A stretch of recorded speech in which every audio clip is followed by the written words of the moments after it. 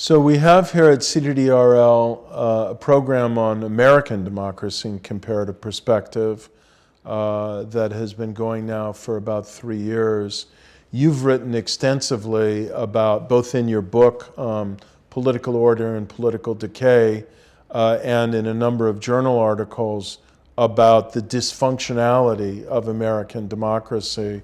What's the essence of your argument? Well, it actually speaks very fundamentally to the nature of our constitutional system.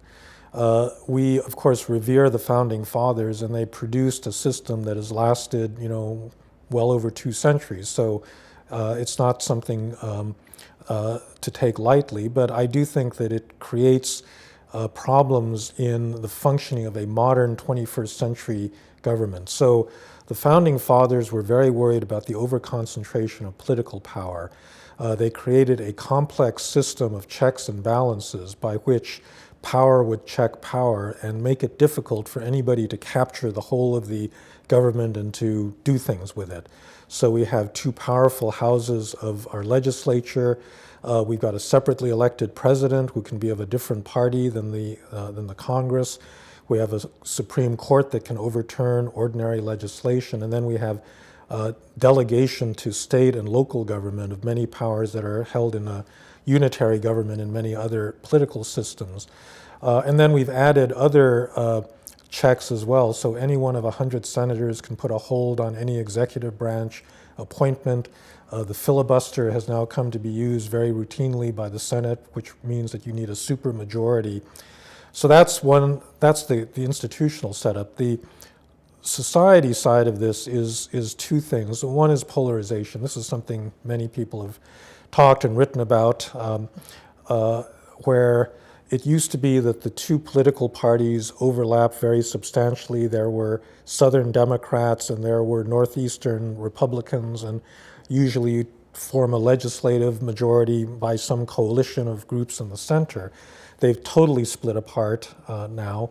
That reflects a kind of residential segregation more by party and political affiliation than almost anything else. And then you see the rise of extremely well-funded, well-organized interest groups. So you put together our complex check and balance political system with polarization and with powerful interest groups, and you get something that I have labeled vetocracy, meaning rule by veto, where it is very easy for a minority part of the political system to stop things that the majority is trying to do.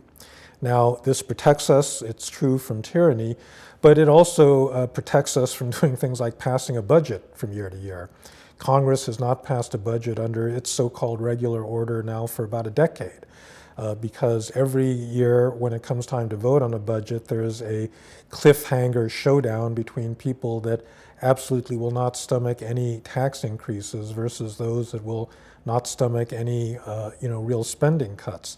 And the result has been government shutdowns and threats to not raise the debt ceiling and the like. But this extends in many other domains as well, so that we don't legislate well. Obamacare and the Dodd-Frank Act, which were Obama's 2 really big legislative achievements, both of which I supported, are really a mess in terms of just pieces of legislation, because they're basically this collection of interest group written, little articles that are all glommed together in a way that makes very little, policy sense. So that's the big issue. When you combine that with the kind of rise of populism and the big class divide that now is working its way into American politics, I think it makes for a kind of toxic mix. So let me ask you this question. We were talking earlier about the rise of populism in Europe and the United States. And in the United States, the principal populist surge in our current elections appears to many people to have an authoritarian tinge to it. And some people worry that the success of that could lead to a president that might abuse power and abuse the Constitution. Does vetocracy look as bad to you now with the prospect of Donald Trump becoming president as it did a year ago? Well, I actually am not worried about Donald Trump becoming Adolf Hitler because I actually think that these checks and balances are pretty deeply embedded, and he's going to be more frustrated than anybody when it's going to turn out that he can't build that wall or bring all those jobs back in a big hurry and so forth. I think the bigger danger is actually that he's going to be an American Berlusconi, Silvio Berlusconi, a media savvy person who uses that to get political power and then corrupts the system.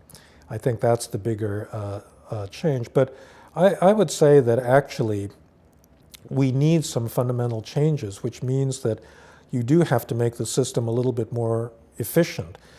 We cannot build infrastructure in the United States, and especially here in California, where we've got kind of a worse form of this general vetocracy disease. I mean, So give a couple examples of changes in rules, regulations, or procedures that you think might unlock the gridlock a little bit. well, just to give you one example, here in California, so we have a NEPA, which is the National Environmental Protection Act, which is the piece of legislation passed in 1969 that requires environmental impact statements and environmental assessment. That's a lot of the red tape on a federal level. We've got a much worse version of it here in California called CEQA, the California Environmental Quality Act. Under CEQA, almost any citizen in the state can sue any project going on for any reason. They're actually protected in terms of there's no transparency. You can sue multiple times. You don't have to reveal your identity. And oftentimes, it turns out that only 11% of CEQA lawsuits in California are actually launched by environmental groups for a good environmental cause. The rest are neighbors that don't want their neighbor to build something, or one business that's trying to gain an advantage over another, or a labor union that wants a better term on a contract. So one very simple reform is to cut back standing on this, to both increase transparency so that people actually have to reveal if they're launching a suit, who they are and who's funding them and what their purpose is. And then to, in European democracies that function, perfectly well do not permit, any random person to sue a public project for whatever purpose. So there are, I think, reforms that could, reduce the number of veto points overall. I think even though this would allow a future President Trump to appoint his own people, I actually think that senatorial holds are a terrible idea. If you imagine a corporation with 100 members of its board, each of whom can veto any mid-level executive personnel appointment, that's the situation we've got. We've got something on the order of about 63 judges who are backed up in the federal system that can't get their appointments through the Senate. We've got a comparable number of ambassadors who can't get their appointments. So I think there are, aspects of vetocracy, and these are not constitutional provisions. These are things that we can change through ordinary legislation. However, the more fundamental issue has to do with our presidential system. This may have to be a subject for a longer discussion in a later set of dialogues, but I do think that for a whole variety of reasons, presidential systems really don't work well. It worked okay in our system up to the present, but it's not working well right now. Right. Well, we're not going to change the American system of government from presidential to parliamentary probably anytime soon, and probably not without a cataclysmic crisis. But there are other reforms that you've written about that probably are much more achievable because they wouldn't require constitutional change. One of them involves federal budgeting. How would you change the budgeting process? Well, yeah, one way of doing that was sort of suggested by the super committee a couple of years ago, where instead of having the whole of Congress with its committee structure present and pass a budget, you delegate it to a subcommittee, a very small one that can meet in closed-door session. And like the base realignment committee from a couple of decades ago, they then present it to Congress as an up or down deal. We do this also on trade promotion authority, where you cannot have individual members amend a budget bill and stick their favorite, pork barrel project in and that sort of thing. This is really hard to contemplate, even this, although, it's conceivable, but it really means members of Congress giving up what's their lifeblood, which is basically their ability to, to pass subsidies or grant tax breaks to, special interests and the like. So I'm not holding my breath that this is going to work either. Well, at least there are ideas that merit debate. So thank you very much, Frank.